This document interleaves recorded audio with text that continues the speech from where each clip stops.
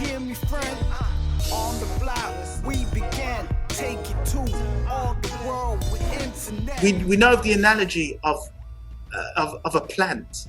If the soil is rotten, you get rotten fruits. Yeah, this is basic stuff. We can go biblical. We can go Judaism. It doesn't Buddhist, whatever. It's just basic stuff. Yeah, it's rotten. ISIS, which is an offshoot of Salafi, sort of like Muslim Brotherhood, 60s, all this sort of like the Arab nations being in awe of white Caucasian technology and getting blinded by the science and falling for it. Freemasons, all that kind of good stuff. And it's just a complete hoodwink. So bamboozled once again. Sorry? Oh yeah, no, I was just saying bamboozled, Bamboozled, yeah.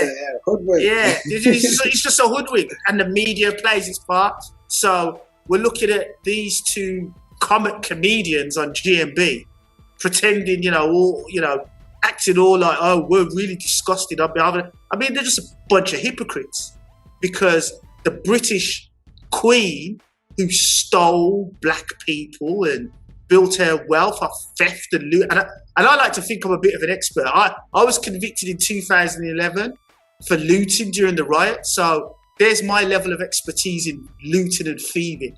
And Her Majesty, who's the Queen of Jamaica, by the way, is a thief. They're criminals. The British Empire was built on theft, murder, and rape. Yeah?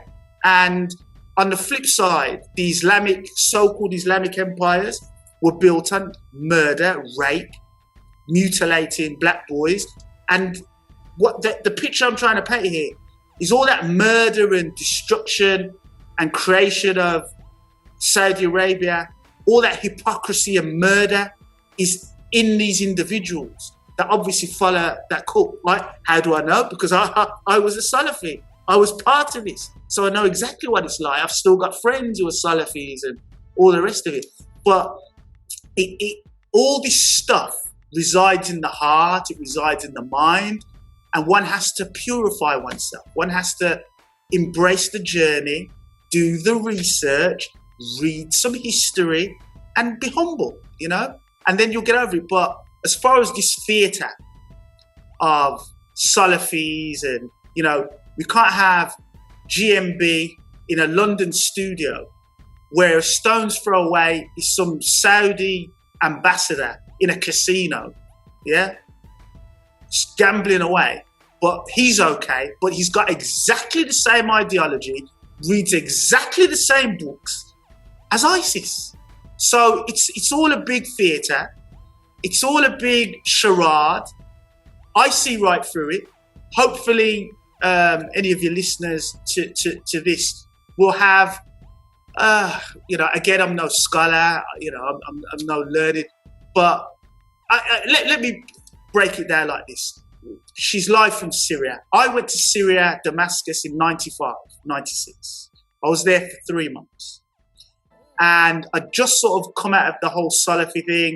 It was doing my head, it was getting on my nerves. The people, Abu Muntasir, he was some jihadi, I think he's reformed now, but all these sorts of people who were getting on my nerves, talking about jihad, it was the Bosnia thing. And I said, look, mate, Al-Qaeda as well. I said, look, mate, I'm no one's cannon fodder, yeah? I put in work, as an ex-Zulu, as a football hooligan on the fringes in town. I know what's what, yeah? And I said, I'm not going to be no one's cannon fodder. So I said no. And then I went to Syria. And Syria is a bar, just like Iraq. And again, many listeners would have got this through all the BBC and ITV propaganda, Channel 4 propaganda. Iraq and Syria are Baathists. They're socialists. It's Marxists, you see. It's secular. It's got nothing to do with Islam in that respect, yeah, as we've already discussed with the Sunni, Shia split, etc., etc.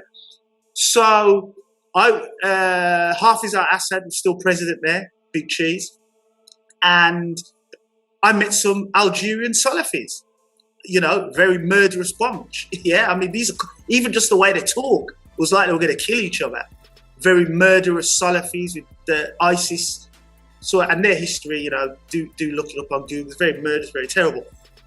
The point being, I'm out there in Syria, and there's a scholar by the name of Dr. Saeed Ramadan al-Bouti. And Sheikh Bouti was known as the scholar of the Levant, so Lebanon, Syria, all that sort of region. Big scholar. And these Salafis used to take me to the Umayyad Mosque, the main masjid in Damascus, and I'd listen to the sheikh. My Arabic wasn't brilliant. I mean, it's not good now, but now this sheikh was in his 80s then, probably, but he was so humble. But he was a Sunni scholar working with a Shiite offshoot, which are Alawites. So again, I'm going back to that idea of unity, of mercy, even though people have got, like what you said as well, about even though there's a famous saying from Imam Ali, peace be upon him, where he says, look, just because you're a Muslim, non-Muslims are your brothers in humanity. Very famous statement, yeah? So that's what I live by. If we don't share the same religion, you're still my brothers and sisters in humanity. You're still my neighbor. You have rights over me, you see? And that's very much what the Ahlul Bayt that was their message, as opposed to Abu Bakr and Umar, which was kill, kill, kill, kill, and kill.